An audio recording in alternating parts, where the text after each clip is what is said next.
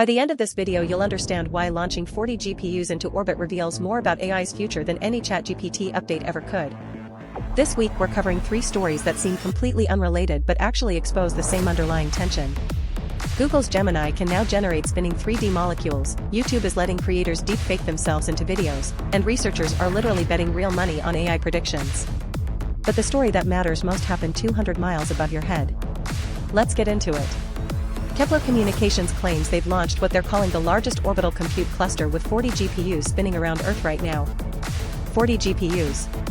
That's adorable. 5 years ago a decent gaming rig had that much power. But here's what's actually happening behind the marketing fluff.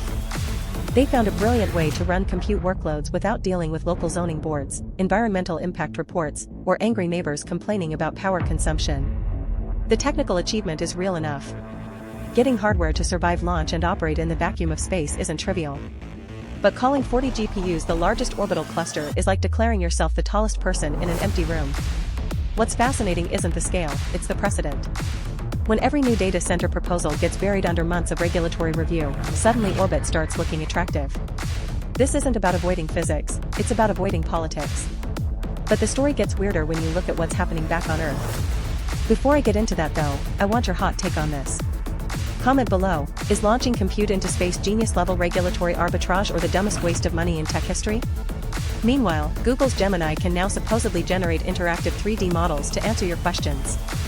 Ask about molecular structure, get a rotating caffeine molecule. Ask about planetary motion, get a mini solar system you can spin with your mouse.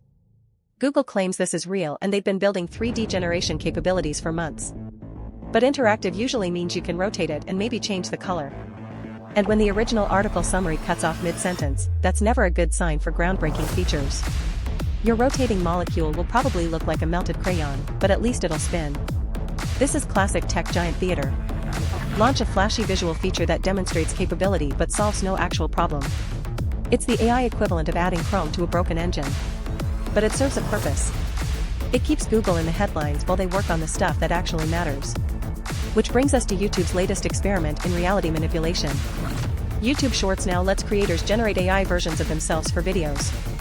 Upload some footage, train a model, start cranking out content without showing up to work. Google frames this as a creator tool, everyone else calls it easy deepfaking. The feature is rolling out to real users and the tech works, sort of. Realistic is doing some heavy lifting here, and there's zero mention of watermarking or detection systems. But calling this easy deepfaking is like calling a kitchen knife easy stabbing technology. It's an opt-in creator tool, not a malicious deepfake generator.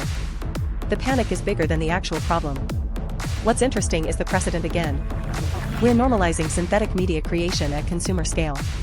Most people won't use this maliciously, but some will. And we're building the infrastructure for that misuse while pretending we're just helping creators be more productive. Drop your hot take in the comments. Should platforms like YouTube be building deepfake tools at all, even for legitimate creators?